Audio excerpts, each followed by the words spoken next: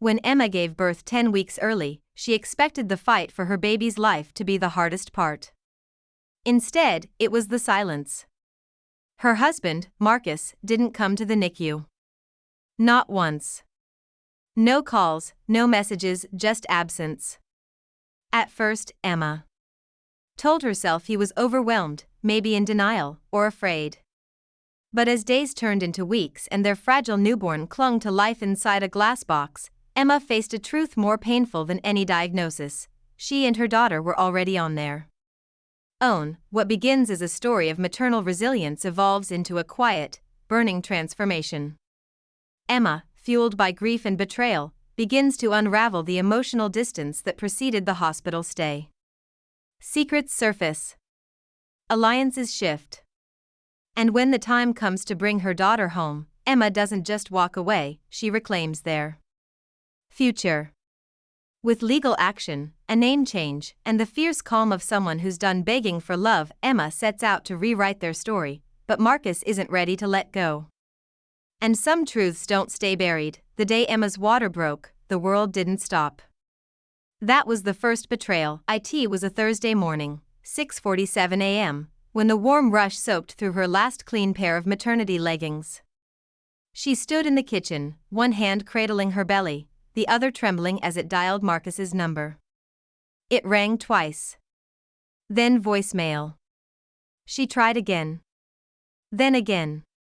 Nothing. By the time she reached the hospital alone in an Uber, she was 6 centimeters dilated and shaking with fear. The baby wasn't due for another 10 weeks. Machines blinked around her like warning signs in a foreign language. Nurses moved quickly, efficiently, but no one looked her in the eye when she asked if her daughter would survive. She texted Marcus, "They're prepping me for an emergency C-section. Please come." No response. Emma had always been the planner. The calmer, the one who organized drawers and built diaper caddies at 2 a.m. Marcus was the dreamer, the let's figure it out later type. She used to love that about him. Until later became never. Until she was lying under the cold lights of an operating room, gripping a nurse's hand instead of her husband's. Her daughter, Harper, came into the world at 3 pounds, 2 ounces, blue and silent, then screaming, a sound so raw and defiant it made Emma cry harder than she had in her life. They let her touch Harper's tiny hand through a hole in the incubator. "She's strong," the NICU doctor said gently, like he was trying to reassure them both. Emma sent Marcus a photo. No caption. Just her daughter, tubes and all. No reply. The first day, she excused it. Maybe he panicked. Maybe his phone died.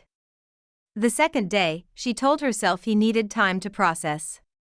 By the 5th day, the excuses felt pathetic even in her own mind.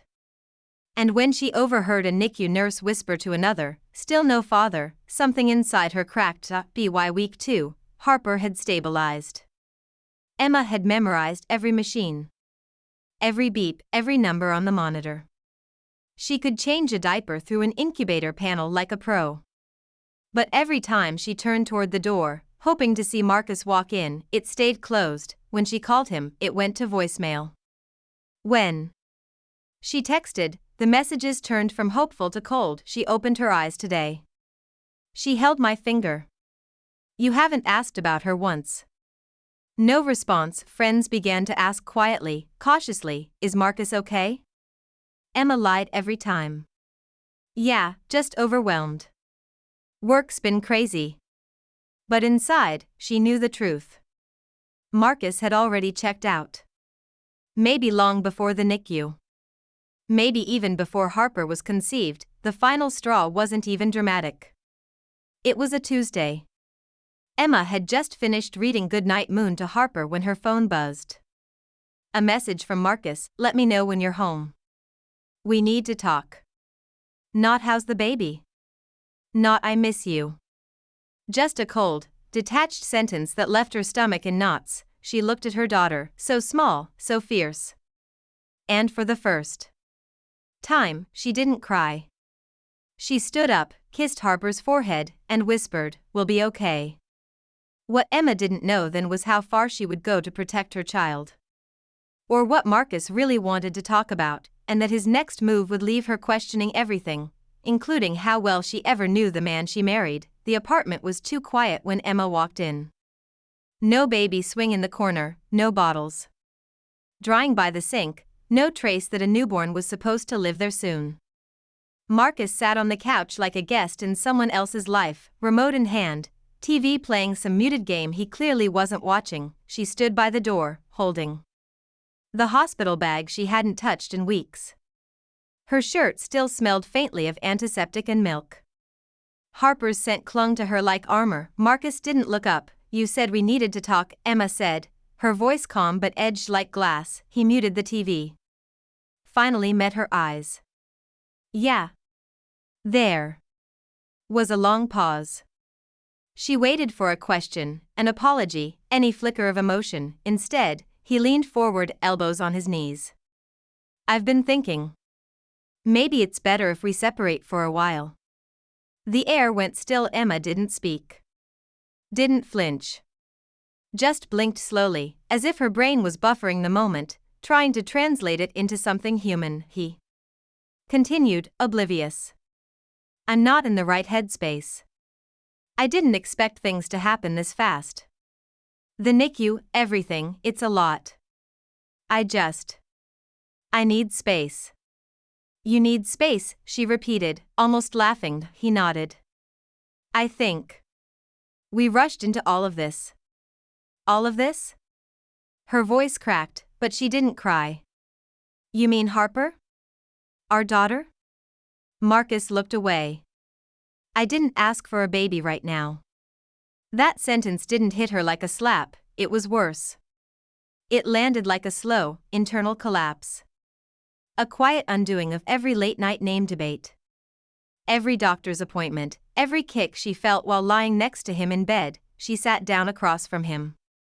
"You haven't seen her?" "Not once. She's fighting to breathe every day, and you're here talking about space."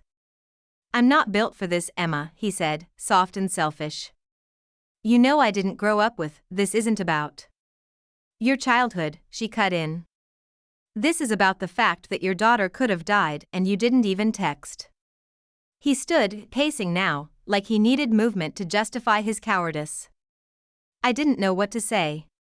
I didn't want to make things worse. You made them worse by disappearing."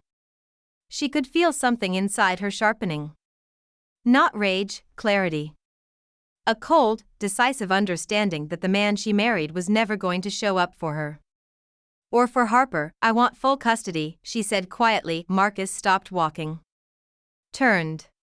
"What?" "You heard me. You've shown no interest. No responsibility. I'm not dragging you through this out of guilt or habit." His mouth opened, but nothing came out. She continued, "I'll file the paperwork. You can sign, or I'll take it to court." "You're overreacting," he muttered, but there was fear behind it now. Not for Harper. For his image. For control. Slipping through his fingers, Emma stood, picking up her bag again. "You said you need space. Fine. I'm giving it to you. Permanently." She walked to the door, pausing only once. "By the way, her name's going to change. She's not carrying yours." He stared at her like she'd slapped him. But she didn't wait for a reply. She left. Outside, the city lights blurred behind her tears. But her steps didn't falter. Emma had spent weeks praying her daughter would live. Now, she was fighting to make sure she lived free. What she didn't expect was that Marcus wouldn't just let go, and his next move would make it clear, this wasn't over. The court documents came 3 days later. Emma found the envelope wedged in her mailbox, thick and official-looking, with her name typed in bold block letters. At first, she thought it was a mistake, maybe insurance paperwork or something from the hospital. But as she tore it open, her hands began to tremble. Marcus had filed for joint custody. There was no warning. No conversation. Just a petition filled with legal language and accusations that made her stomach twist. "She is attempting to alienate me from my child," he'd written. she made unilateral decisions about our daughter's name and medical care. I have a right to be involved. Emma sat on the floor of her hallway, the papers spread around her like broken glass. Harper was still in the NICU, still hooked up to machines. Emma had spent every waking hour learning how to care for her. How to read her breathing patterns, how to cradle her fragile body without dislodging a single tube, and now Marcus, who hadn't seen their daughter even once, wanted rights. She couldn't breathe. She called her sister, Lauren, who arrived 30 minutes later with coffee and fury in her eyes. "He's out of his mind," Lauren said, flipping through the documents. "You have everything documented. His absence. The messages. You've got this." But Emma didn't feel strong. She felt betrayed all over again. Later that night, after the hospital, after bathing Harper's tiny head with warm cloths and whispering lullabies through a mask of composure, Emma sat at her kitchen table and opened a blank notebook. She didn't know why, but she started writing, not to Marcus. To Harper, "Dear Harper, I don't know if you'll ever read this, but I need you to know what happened. I need you to understand how much I wanted you, how much I fought for you, even when it felt like I was fighting alone." The words poured out like water breaking through a dam. "Your father wasn't there the day you were born. He wasn't there the week after, or the week after that. He sent no flowers, no messages, no prayers. He left us. I don't know what fear looks like for him, but mine wore a hospital bracelet and beeped at night. Mine cried silently under ventilators and weighed less than a bag of sugar, but you, Harper, you were perfect. Even then. Especially then." She kept writing until her hand cramped. She wrote about the time Harper opened her eyes for the first time and how it felt like the sun rising. She wrote about the nurse who let her hold her daughter for exactly 11 minutes before the alarms beeped and they had to stop. She wrote about the fear, the guilt, the love, and then she wrote this: "He wants to be in your life now. Not because he's earned it, but because letting go would mean admitting he failed. And I need you to know, love doesn't look like absence. It doesn't look like silence." Emma closed the notebook and held it to her chest. She would fight. For Harper. For their peace. For the future they deserved. But just as she was about to blow out the candle and head to bed, her phone buzzed. Unknown number. She picked it up. A voice she hadn't heard in years said, "Emma? It's Marcus's mother. We need to talk. It's important." Emma froze. She hadn't heard from Linda since the wedding. Not even a text when Harper was born. And now, out of nowhere, "Please," the voice repeated. "It's about Marcus. There's something you don't know." Emma didn't answer right away, because she already felt it. This was the part where the past started knocking on her door, and she wasn't sure she was ready to let it in. Emma met Linda at a small coffee shop off the interstate, neutral ground. It was raining, which somehow felt appropriate. She hadn't seen her mother-in-law since Harper's baby shower, a stiff event where Linda smiled through tight lips and made passive comments about how young marriages always come with surprises. Now, she looked older. Not aged, but worn. Like someone who'd held too many things in for too long. They sat at a corner table. Linda ordered tea. Emma ordered nothing. "Why now?" Emma asked, eyes hard. "Why reach out after everything?" Linda stirred her tea slowly. "Because I made a mistake."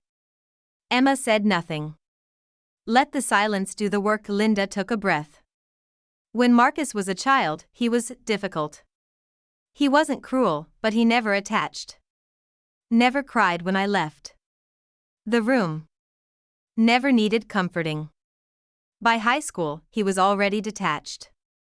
Cold. I used to call it strength.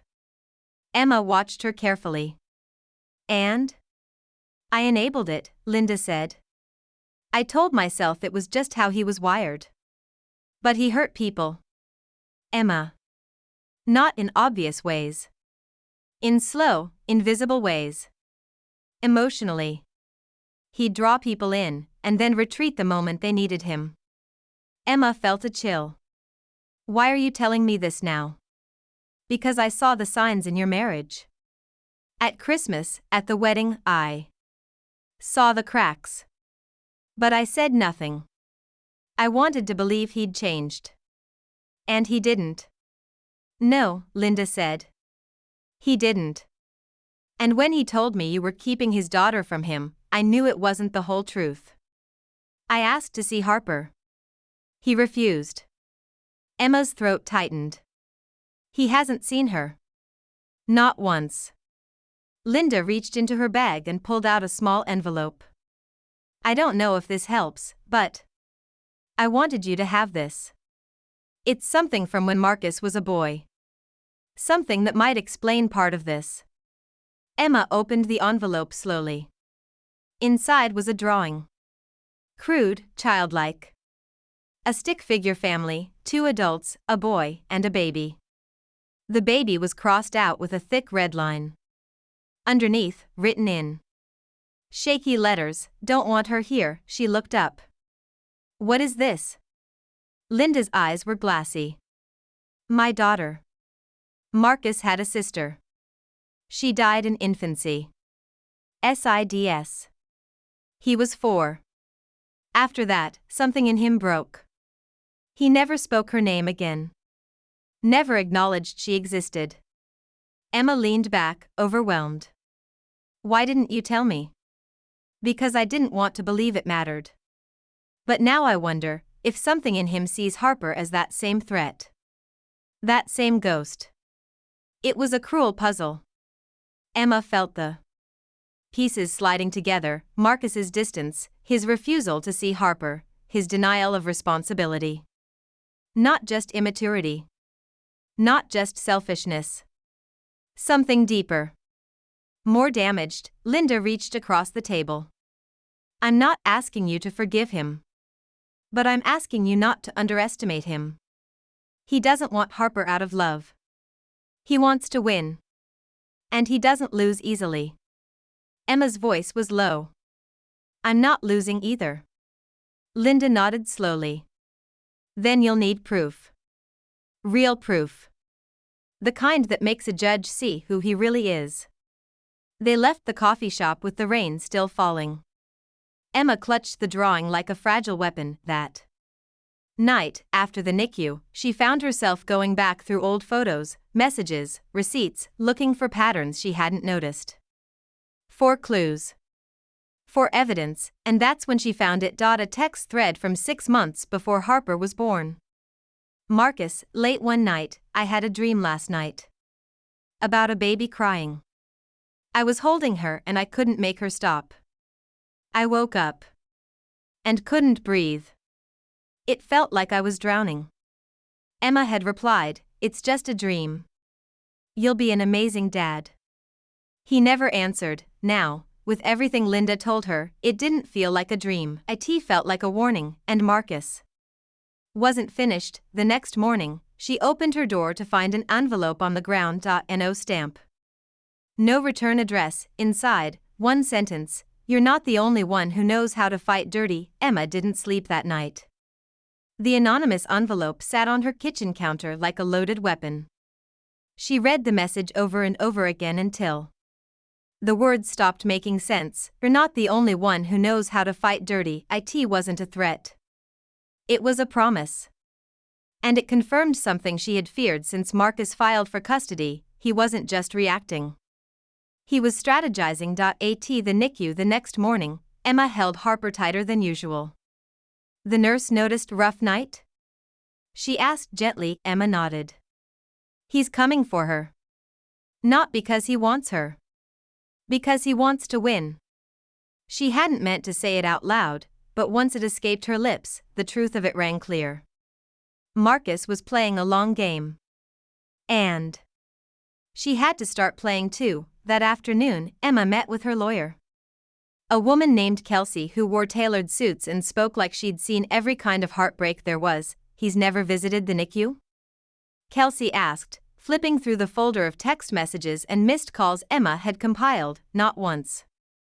And now he's trying to claim you're keeping him away? Emma nodded. Kelsey leaned back. Good. Let him. We'll subpoena hospital records. Call nurses as witnesses if we have to. Family court likes patterns. We'll show the judge his. Emma felt a flicker of hope. But Kelsey wasn't done. You also need to prepare yourself. If he's serious about joint custody, he'll try to discredit you. Make it seem like you're unstable. Vindictive. Overly emotional. Emma almost laughed. I haven't had the time to be emotional. I've been in survival mode for 2 months. Then. Stay there, Kelsey said. Because this is going to get worse before it gets better. That night, Emma returned to her apartment to find something waiting on her doorstep again. This time, it wasn't a letter. It was a woman. Mid-30s. Wearing a windbreaker and holding a notepad. Emma Lawson? She asked. Yes? I'm with Family Services. We received a concern about your emotional fitness. We're doing a wellness check. Emma froze. A concern from who? She managed to say. The woman didn't answer. Can I come in? Emma wanted to scream. To slam the door. But she knew how this worked. Optics mattered. She stepped aside. The social worker walked through the living room, scribbled notes. Asked questions. Do you have a support system? Yes. Any history of mental health issues? No. Any recent outbursts or incidents of erratic behavior? Emma blinked.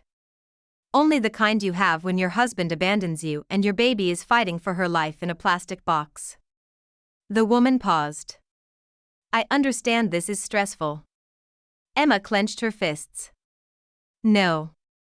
You don't. The visit lasted 10 minutes.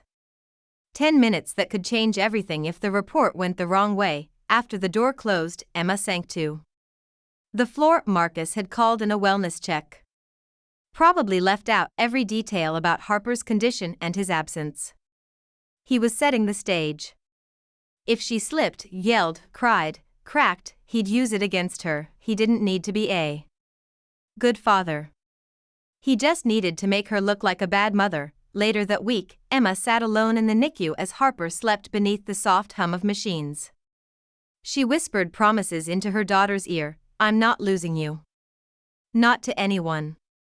And then. Her phone buzzed. It was Lauren. I need you to come over. Now. I found something. Emma left the hospital, her heart pounding. When she arrived, Lauren was pacing, holding a folder. She handed it to Emma wordlessly. Inside were printed screenshots. Social media messages from Marcus.to another woman. The timestamps were recent. The messages were flirtatious, manipulative. And they told a different story. I have a daughter I haven't met, one said. The mother's making it impossible. Another, sometimes I wish I'd walked away before she got pregnant. I never wanted this life. Emma felt the blood drain from her face. He's building a false narrative, Lauren said. But this shows who he really is. Emma closed the folder. This goes to Kelsey. Tomorrow. But just as she said it, her phone buzzed again. A new message. No name attached. It read, you think this is about the baby? Look deeper. You're not the only one he lied to, the message haunted. Emma all night, you think this is about the baby? Look deeper. You're not the only one he lied to. She read it again and again, staring at the screen long after her eyes blurred. It wasn't just a warning. It was a signal. Someone out there knew something. And they wanted her to find it. The next morning, she sat in her car outside Marcus's old storage unit. She hadn't been there in over a year, not since they'd moved in together and consolidated everything. But her name was still on the lease. Marcus had never bothered to change it. Typical, the attendant barely looked up as she signed in. Unit 27B. The same rusted door. The same smell of dust and cardboard. She hesitated, key in hand, then unlocked.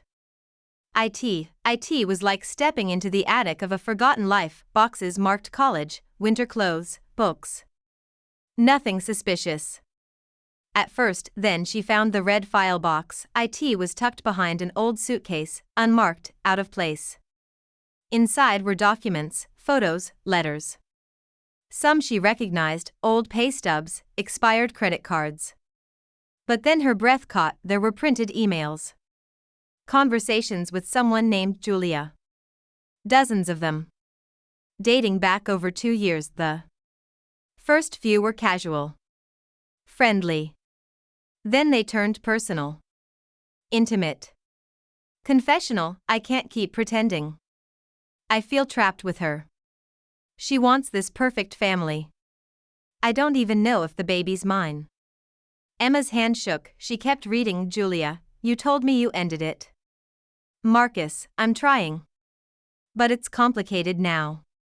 Julia. Complicated or convenient? There were no dates past Harper's birth. The last message from Marcus simply said, it's done. She'll learn eventually. Emma sat on the cold concrete floor, the papers scattered around her like snow. He had been preparing to leave even before Harper was born.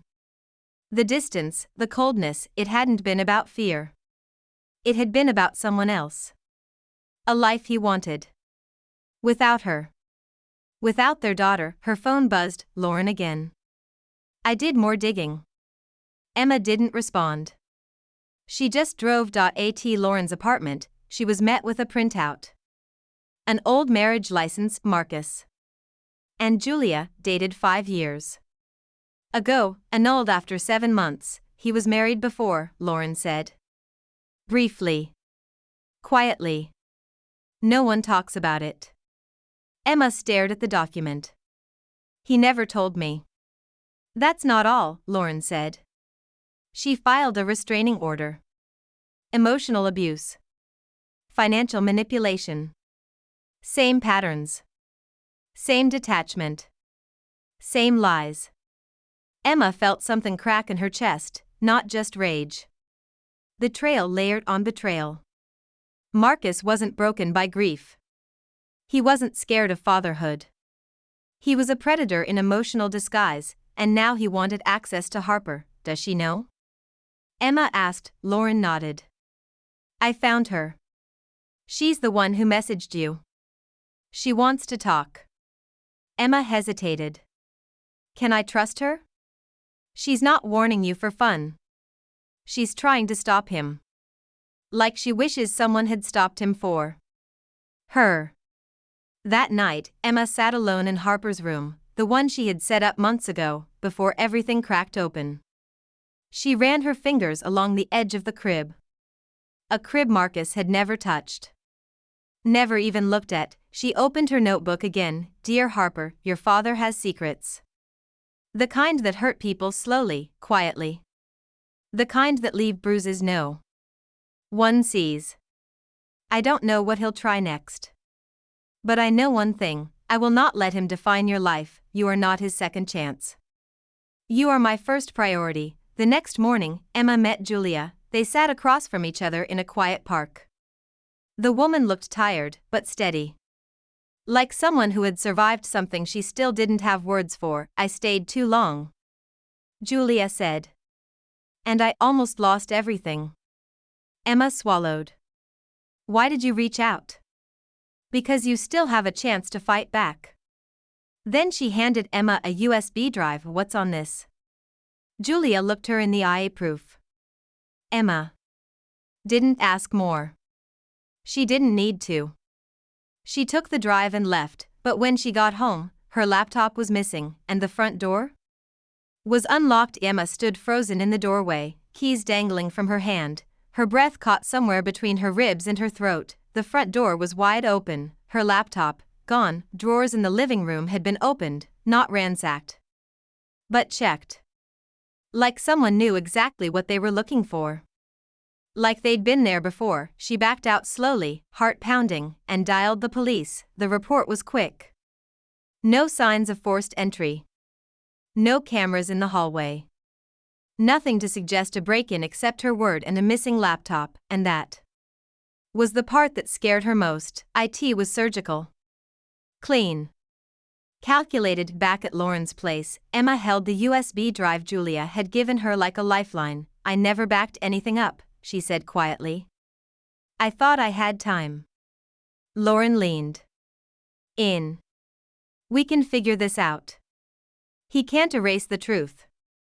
But Emma wasn't so sure anymore. Marcus had stopped being passive. He was starting to act. And every move he made now had the weight of intent behind it. She met with Kelsey the next morning, nerves taut. I need this drive examined, Emma said, handing it over. We think it has evidence from someone he was involved with before me. Kelsey nodded. If it's admissible, we'll use it. But Emma, be careful. If he's willing to do this, No, she interrupted. He's not trying to co-parent. He's trying to erase me. They sat in silence for a long moment. Then Kelsey added, we file for an emergency hearing. We present this, his absence, the social worker stunt. But you have to stay solid. No mistakes. No emotion in court. Emma nodded, though every part of her felt raw that night. She stayed at Lauren's, she stared at photos of Harper, her tiny hands, her big dark eyes, and wondered how she would explain this all one day. What kind of father files for rights he never earned? What kind of man disappears, then tries to take what he abandoned? The next day, Kelsey called. The drive had more than we thought.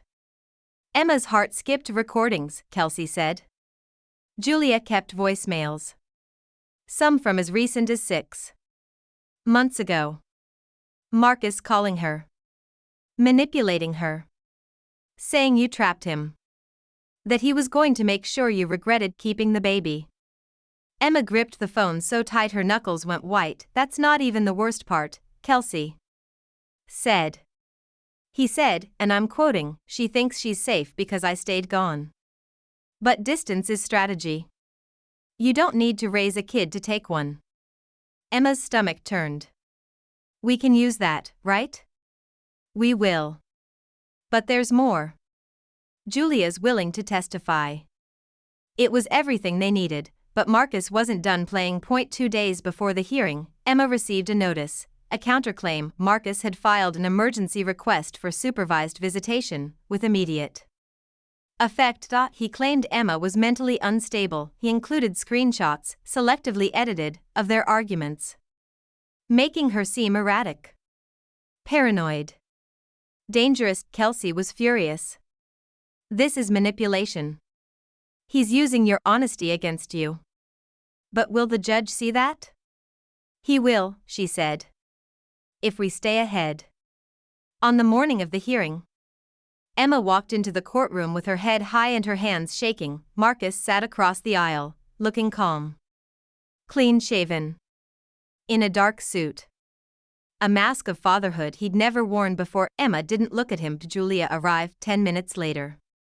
She walked straight to the witness bench, without meeting Marcus's eyes. Her testimony was clear, calm, devastating. She recounted his manipulation, his threats, his absence, then sudden aggression. She finished with this: he never wanted to be a father.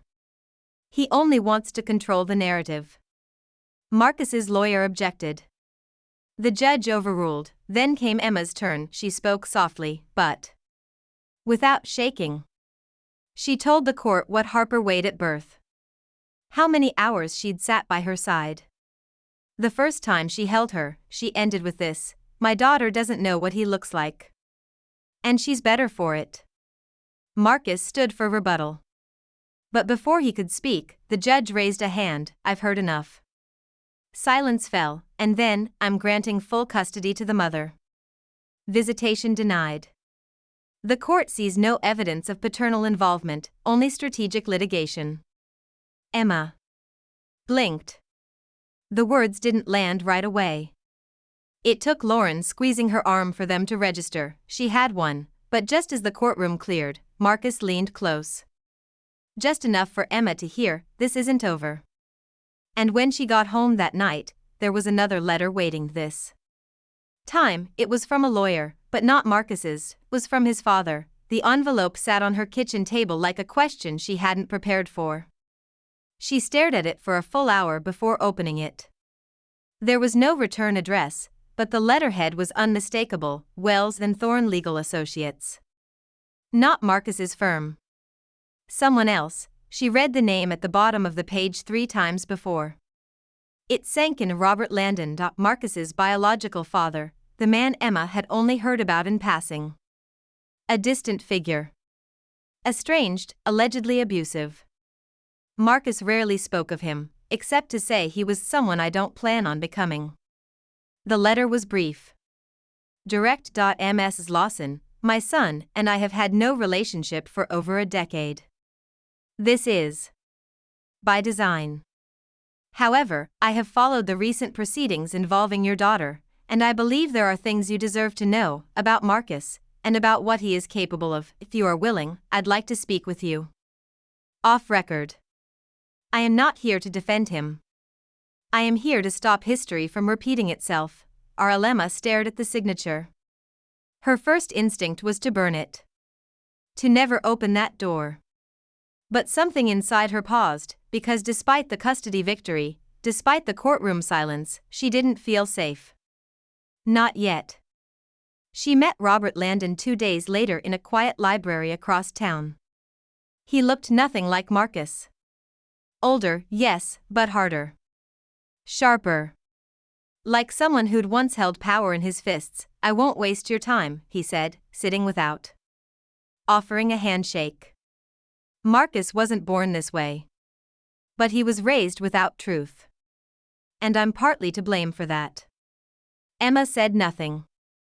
She didn't trust him. But she listened. He continued. When Marcus was young, he watched me control his mother. Not through violence, through silence. Through shame.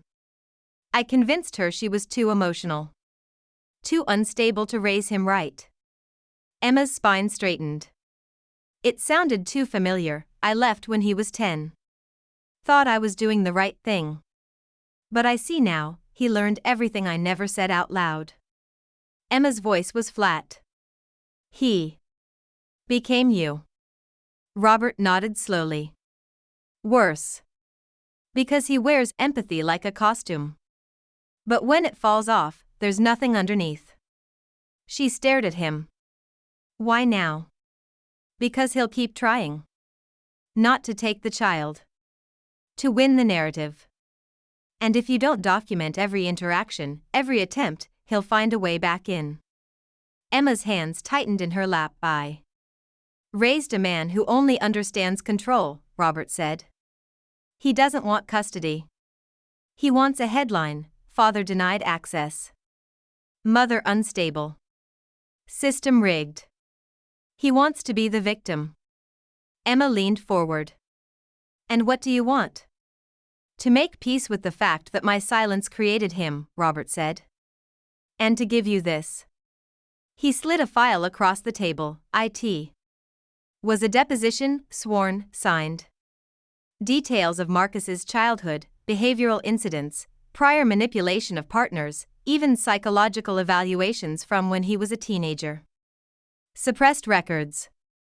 Buried deep. I'll testify if needed. Robert said. I'm not trying to parent him now. I'm trying to stop him. Emma took the file and stood. She didn't thank him. She didn't owe him that. Back home, Harper was sleeping in her bassinet, arms above her head in defiance of the world.